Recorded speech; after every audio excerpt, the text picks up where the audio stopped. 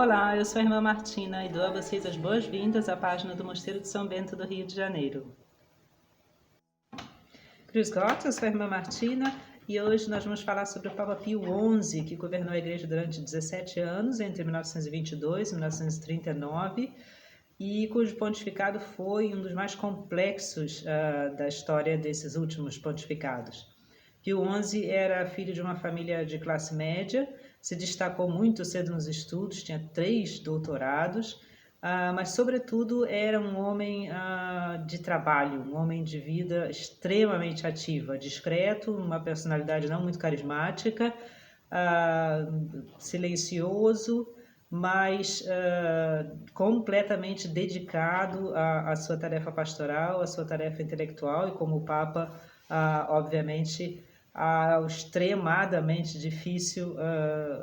enfim, caminho, a tarefa muito complexa de guiar a igreja, de guiar o pensamento cristão, enfim, nesses anos tão difíceis. São os anos do fim da Primeira Guerra Mundial, a Europa vive, enfim, né,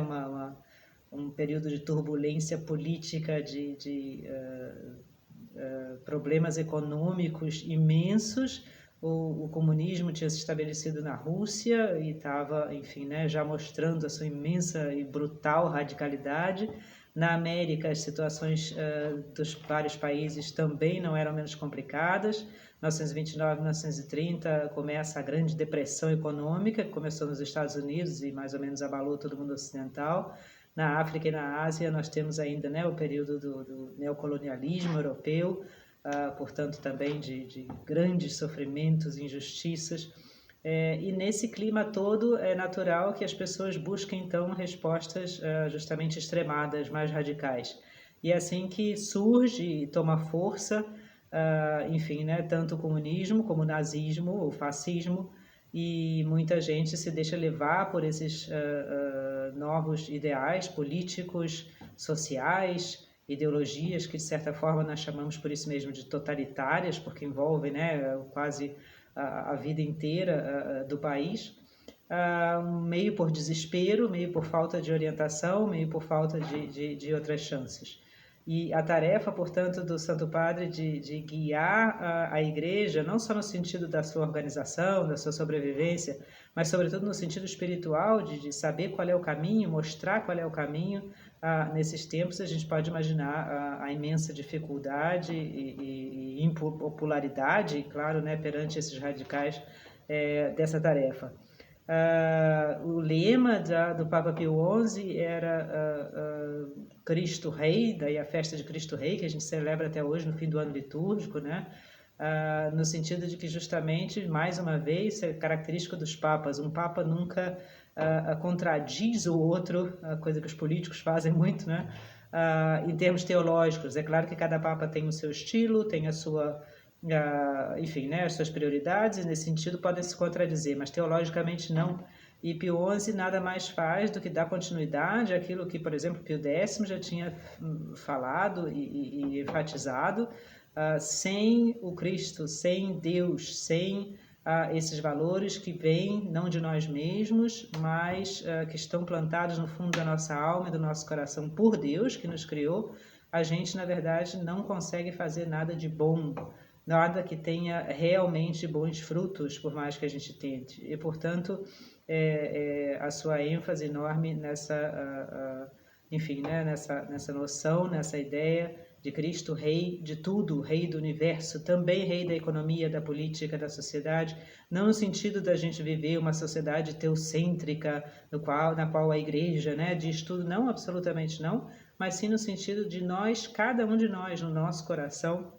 dá sempre a prioridade a Deus, para que através de Deus a gente entenda melhor quem nós somos, quem é a sociedade, o que é o mundo, o que nós devemos fazer, o que é a paz, o que é o bem,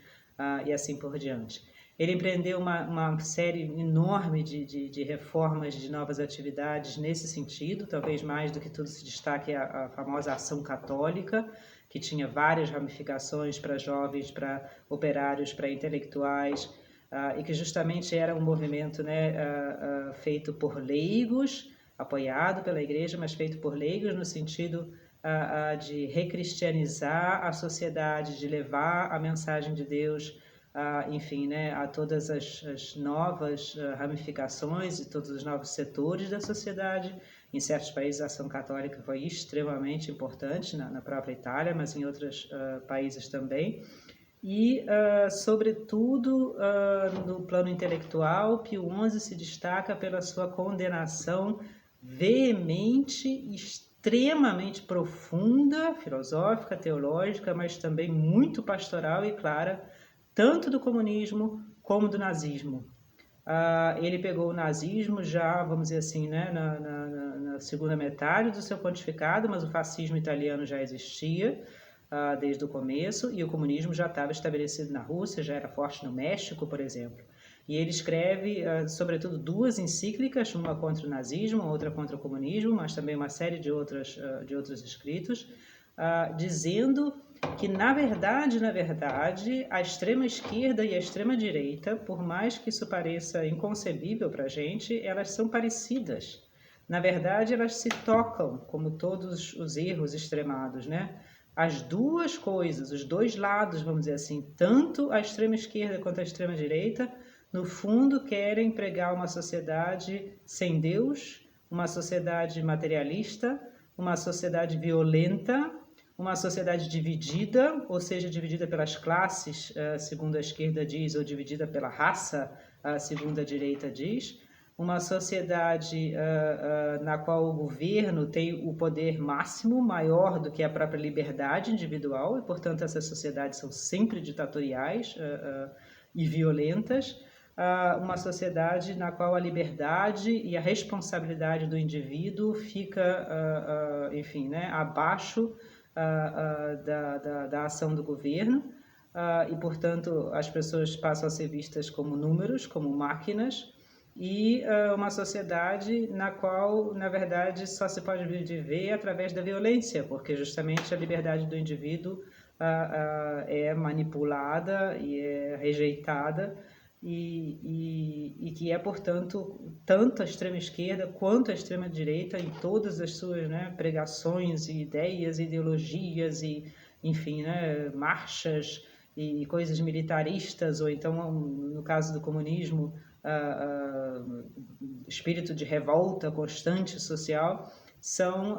enfim, ideologias profundamente anticristãs, e, sobretudo, profundamente anti-humanas, é o que ele diz. Ser anticristão ou não, a rigor, quer dizer, ou é importante, porque é anti-Deus, anti-humano, e vão causar, enfim, né, ele diz claramente nos seus escritos, um tempo de barbarismo desconhecido, talvez, pela humanidade, por conta da tecnologia moderna que permite que isso seja muito mais forte do que anteriormente. Ele era uma pessoa muito prática, muito, vamos dizer assim, consciente de que não adianta ficar falando teoricamente, portanto ele faz medidas também muito práticas, como, por exemplo, a criação do Estado do Vaticano, um tratado que ele fez com o governo italiano na época, e a concordata com o governo alemão de 1933.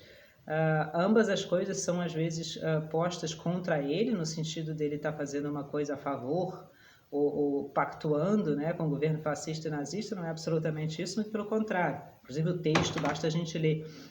desses tratados, é exatamente no sentido de tentar ainda manter a independência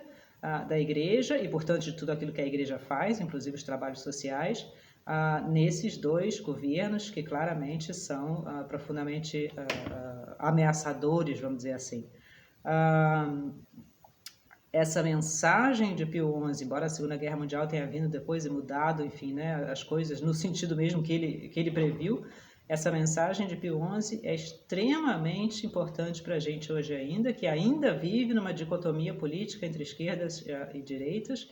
e o que ele diz, basicamente, é: para o cristão não há esquerda, não há direita. Para o cristão, a política é nada mais do que o serviço ao bem comum, o serviço à verdade do homem. E por isso há que haver um fundo filosófico para a política. A política não pode ser uma coisa apenas pragmática. Se esquece ou se não se pergunta quem o homem é, a política vira uma coisa que, no fundo, faz mal pensando que faz bem. É o que a gente vê hoje exatamente.